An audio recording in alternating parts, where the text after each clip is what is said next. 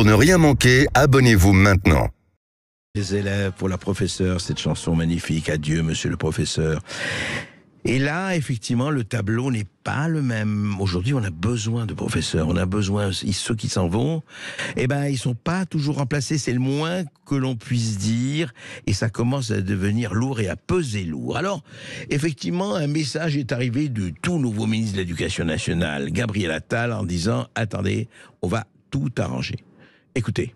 Oui, il y aura un enseignant devant chaque élève. Et à nouveau, je veux saluer les enseignants qui reprennent aussi le chemin de l'école et qui le font, je le sais, avec enthousiasme et passion pour leurs élèves et pour leur réussite. Il y a eu beaucoup de travail autour de cette rentrée pour anticiper les choses. On sait qu'il y a un enjeu d'attractivité dans l'éducation nationale qui ne date pas d'aujourd'hui, mais auquel il nous faut répondre. Je pense qu'il y a un certain nombre d'éléments qui entrent en vigueur aussi à cette rentrée qui vont nous permettre d'y répondre en partie. C'est un travail qui va se poursuivre. J'ai annoncé que j'allais y travailler avec les organisations syndicales dans les mois qui viennent.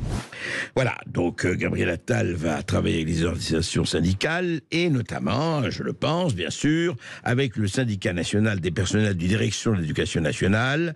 Bonjour Bruno Bobkiewicz. Bonjour. Bonjour, vous êtes secrétaire général du SNP-DEN. Alors effectivement, il dit voilà, il n'y a pas de problème. Gabriel Attal, votre ministre, dit il n'y a pas de problème, un enseignant devant chaque élève. Or, vous avez fait vous-même, SNPN, vous avez fait une enquête, vous avez constaté quoi très exactement par rapport à cette rentrée scolaire une semaine plus tard ? Alors le constat, c'est que après le 1er septembre, même si les choses, on le sait bien, évoluent tous les jours, mais en tout cas au moment de l'enquête, il manquait encore un enseignant, voire plus, dans 58% des établissements qui ont répondu à notre enquête. C'est-à-dire 2700 établissements, ce qui est très significatif. Donc à ce stade, on peut dire que ça n'est pas le cas et que même si, encore une fois, on sait bien que les services des rectorats sont au travail, néanmoins, il n'y a pas encore, pour l'instant, un enseignant devant chaque élève. Alors, c'est dû à quoi? Alors, ça ne remonte pas à Gabriel Attal ni à avant-hier, Bruno Bobkiewicz, mais on devrait comprendre. Alors, ça fait des années que l'on parle d'un côté de dégraisser le mammouth, d'un autre côté, enfin, chacun y va de son pronostic, de son diagnostic et de son ordonnance. Mais en fait, brutalement, qu'est-ce qui se passe? Qu'est-ce qui fait que ce métier formidable de professeur, est-ce que c'est la hiérarchie, le pédagogisme? Alors chacun y va, encore une fois, je l'ai dit, de sa raison, mais pourquoi on en est à cette espèce de, je ne dirais pas désaffection, quand même, presque de... Voilà, qu'est-ce qui se passe? Oui, il y a un problème général qui est évoqué déjà depuis quelque temps d'attractivité du métier.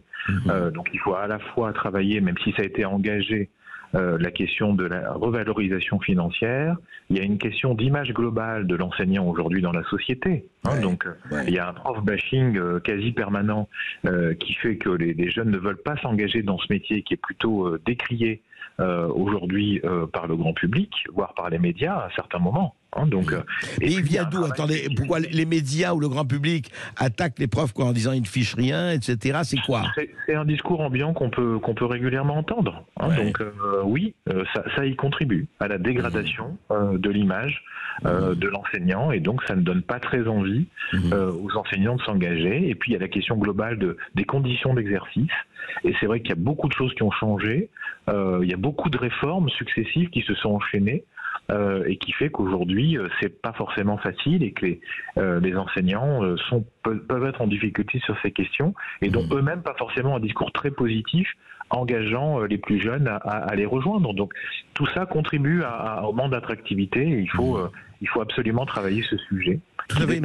L'argent, mais qui concerne aussi l'argent. Bien sûr, qui concerne aussi l'argent, mais qui concerne aussi autre chose. Moi, j'aimerais qu'on entre justement peut-être dans les détails, dans l'inventaire. Nous allons recevoir après vous Patrice Romain, qui a écrit un livre sur l'omerta dans l'éducation nationale avec les chefs d'établissement qui sortent du silence. C'est un livre très intéressant, en tout cas très révélateur. Mais ce que je voudrais savoir, et justement vous êtes au cœur du débat, Bruno Bobkiewicz. En fait, il y a quoi? Parce que nous avons reçu ici des professeurs divers. Est-ce qu'il y a, par exemple, pour pousser à l'extrême, est-ce qu'il y a le syndrome, et je fais exprès de pousser à l'extrême, parce que c'est un cas terrible, mais heureusement qui est largement et plus que minoritaire. Est-ce que ça va de Samuel Paty à les incivilités quotidiennes à l'égard des professeurs ou des enseignants ou des maîtres considérés comme du menu fretin par un certain nombre de gens? Est-ce qu'il y a le problème des parents qui avant ils corrigeaient leurs gosses, aujourd'hui ils vont essayer de corriger le professeur, etc., etc., etc. Est-ce que tout ça qu'on inventorie, est-ce que tout ça s'ajoute en fait? Est-ce que ça se juxtapose au lieu de s'éliminer? Et oui, je pense qu'il y a la réponse dans votre question. Hein. C'est le cumul de tous ces éléments. C'est effectivement le côté aujourd'hui plus intrusif qu'avant des parents d'élèves dans la pédagogie. La contestation est grandissante, on le voit bien là, à travers le rapport du médiateur qui sort tous les étés. Ouais. Donc les enseignants sont plus contestés qu'avant. Ça n'est évidemment pas très attractif.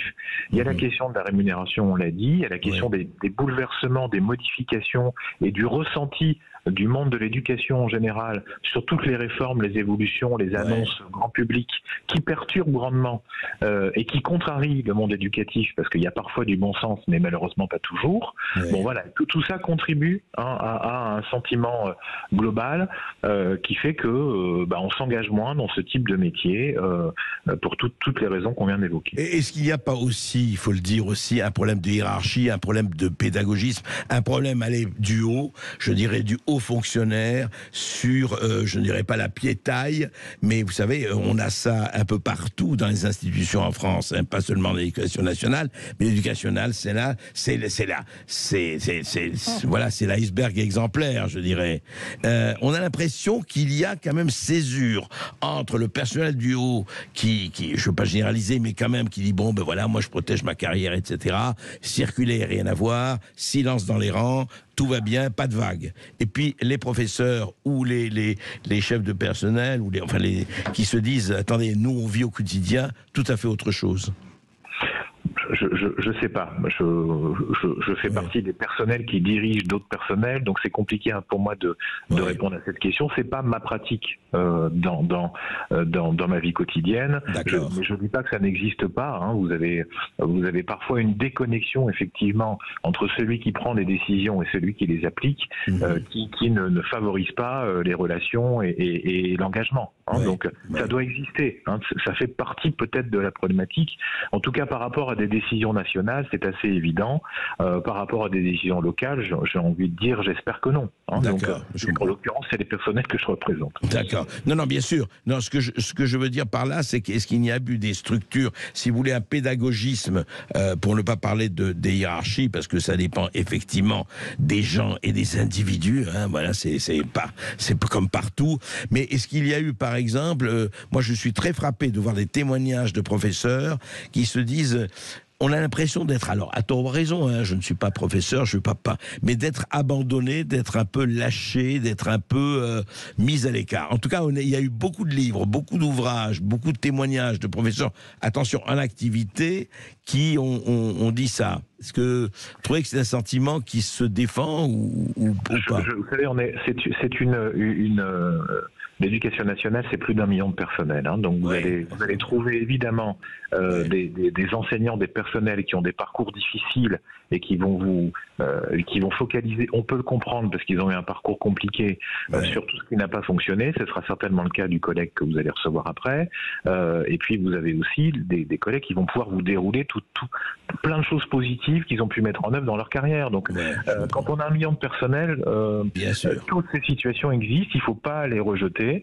Il faut prendre au sérieux toutes les situations. Il y a des instances qui sont là pour ça d'ailleurs, pour écouter les personnels, même si la médecine, l'éducation nationale, c'est quand même pas ce qui va le mieux. Néanmoins, il ne faut rien négliger. Il ne faut pas jeter le bébé éducation avec l'eau du bain de l'actualité. On est tout à fait d'accord. Juste une chose, mais pourquoi un ministre, quel qu'il soit, c'est pas éprouve-t-il le besoin de dire oui, il y aura un enseignant devant chaque élève, alors que vous l'avez dit en début de notre entretien, ce n'est pas vrai, vous n'êtes pas le seul. Le SNES-NSU l'a dit aussi, il disait il a dit exactement ce que vous dites, sauf que vos estimations sont 10% plus importantes. Lui disait 48%, le SNES. Vous dites 58%. Mais pourquoi annoncer des choses si on sait que dans la réalité, il le sait autant que vous, ce n'est pas le cas?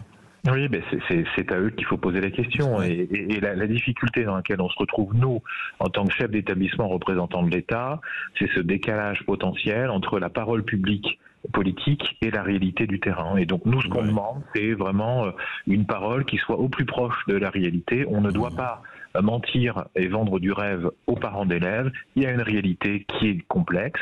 Alors elle n'est pas catastrophique, puisqu'effectivement plus de 99% des enseignants sont nommés en place, etc. Mais les 58%, c'est le nombre d'établissements où il en manque au moins un. Mais quand il en manque un, il y en a 150 potentiellement présents. Donc il ne faut pas noircir le tableau, mais il faut dire la vérité. Et la vérité, c'est qu'il n'y a pas un enseignant devant chaque élève aujourd'hui, actuellement, dans les classes. Merci Bruno Bockiewicz. Je rappelle que vous êtes secrétaire général du syndicat national des personnels de direction de l'éducation nationale. Et en fait, vous allez voir, ce n'est pas seulement des gens qui vont se plaindre, parce que ce sont les chefs d'établissement qui ont répondu à Patrice Romain pour son livre.